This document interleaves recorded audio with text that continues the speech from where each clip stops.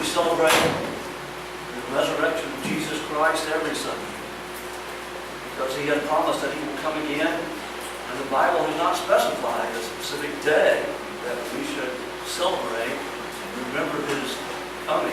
The disciples came together on the first day of the week to break bread. And when they broke that bread, they remembered the death, burial, and resurrection of Jesus Christ.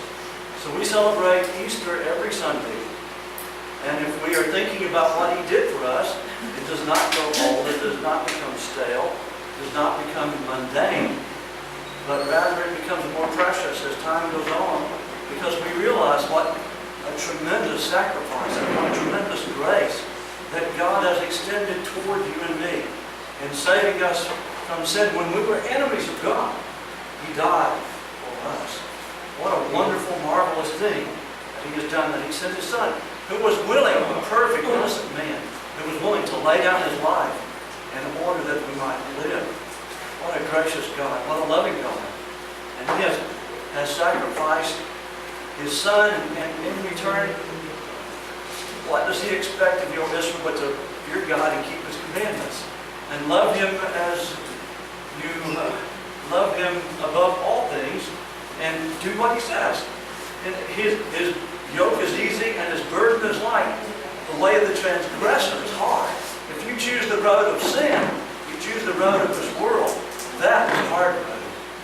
But if you choose the way of Jesus Christ, you can find hope, you can find peace, you can find release from sorrow and sin and suffering in Jesus Christ, where we have hope and redemption and peace and blessing.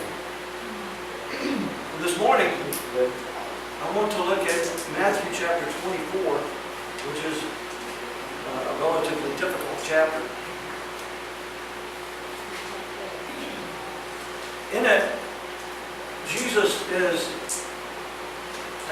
opened the discussion by, on the Mount of Olives, across the valley from the temple, the Kidron Valley.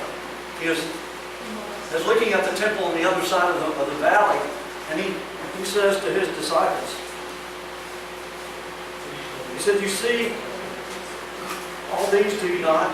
Truly I say unto you, there shall not be left here one stone upon another that will not be thrown down." Jesus said this just a couple of days before He was to be crucified. This was probably the last time that He would be in the temple.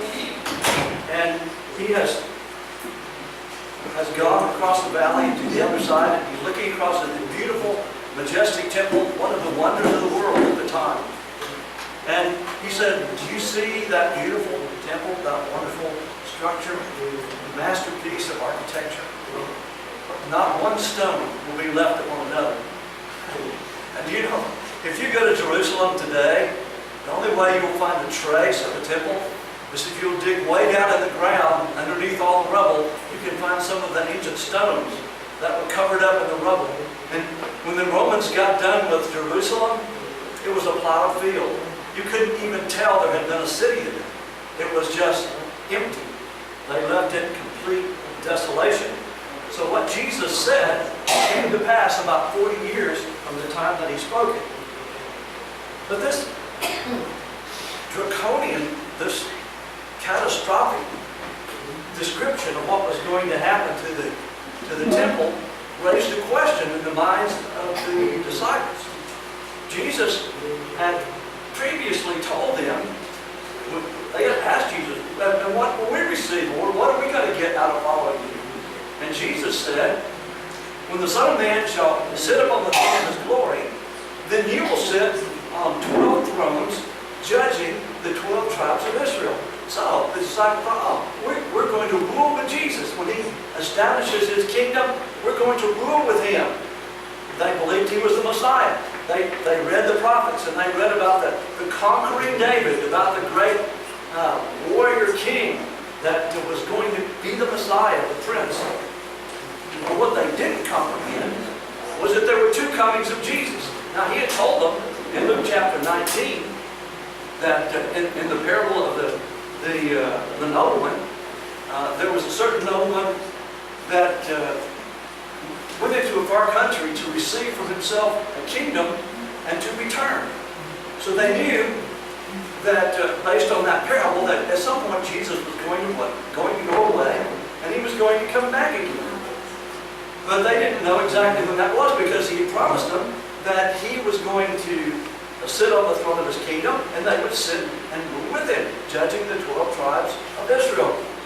So when he said that the temple was going to be destroyed, that raised a huge question mark in their mind, because how could the temple be destroyed if he was going to be seated on David's throne and ruling the nations? How could that be?